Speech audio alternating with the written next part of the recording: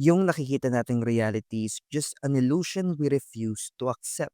Naalala mo nung may clown na nagma-magic sa birthday tapos biglang may epal na batang magsasabing, "Fake lang ang magic." Sa video na 'to, ako yung epal na batang yun dahil sasabihin ko sa'yo, fake lang ang inaakala mong reality at ang totoo ay yung imagination na may capital I, yung imagination na meron tayo nung bata. Unfortunately, unti-unti nating siya nakakalimutan nang mapasok tayo sa sistema ng mundong ito.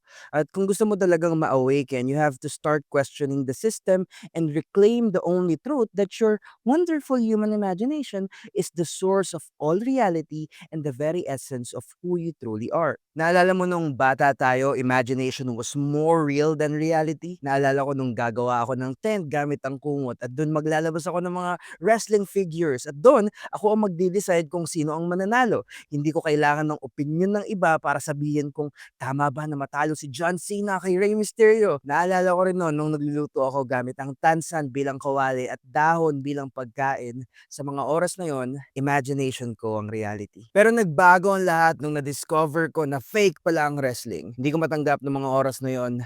Pero simula nung nakita ko yung behind the scenes, hindi ko na na-enjoy manood ng WWE at pinagsabi ko na sa mga klase ko nung grade 5 na fake ang wrestling pero kahit ako mismo, hindi ko pa rin matanggap. Ganon din ang pakiramdam nung na-realize ko na simulation lang itong tinatawag nating reality. Dahil para tanggapin ko na simulation lang ang lahat, kailangan ko rin tanggapin na yung kinikilala kong ako ay isang ilusyon. Isang karakter na binuo ng sistema ang kinalakihan ko. Pinapalibutan tayo ng iba't ibang sistema. Our family system, belief system, government system, at kung ano-ano pa.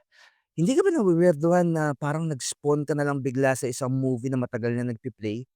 Wala kang alam kung kailan matatapos pero may pangalan ka na, may magulang ka na, may nag-decide na kung saan bansa at siyudad ka ipapanganak at dala-dala mo pa rin yung colonial mentality or yung inferiority complex mo sa ibang lahi. Ngayon, let's imagine again, katulad ng kung gaano kalinaw ang imagination natin nung bata. Isipin mong pinanganak ka sa isang facility na ang nag-aalaga sa'yo ay puro robots. Sila ang bahala sa pagkain, sa sun exposure na kailangan ng katawan mo, sa lahat ng basic survival needs mo. Itong mga robots na to, hindi sila nagsasalita, wala silang tinuturo, at kasama mong lumaki ang 9 pa na babies. At lahat kayo sabay-sabay tumanda hanggang 21 years old.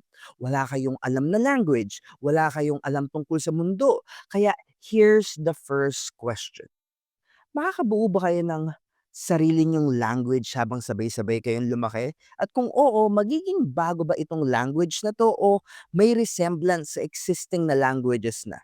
Para matuloy ko ang kwento, let's just say na nakabuo na kayo ng unique language para sa grupo niyo.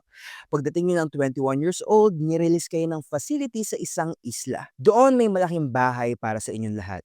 Hindi mo na kailangan isipin ng survival dahil linggo-linggo may helicopter na automated na hindi kailangan ng pilot na magdadala sa inyo ng pagkain, tubig. Second question, ano kaya ang madi-discover ninyo kung walang libro, media, at any external information sa islang 'to?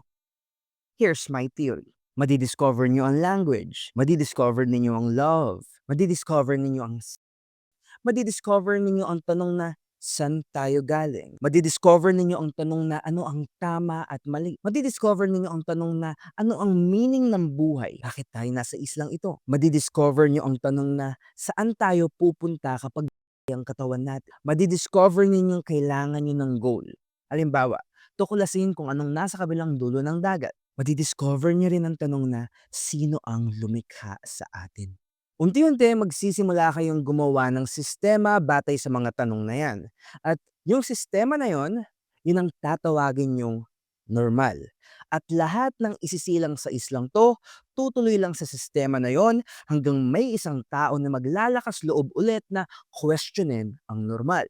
Now it is clear, what the world calls reality is not the truth, but only a construction of forgotten imagination. Imagination alone is the reality. And to awaken is to remember this great secret, to question the beliefs of men, and to reclaim that your wonderful human imagination as the one and only true reality.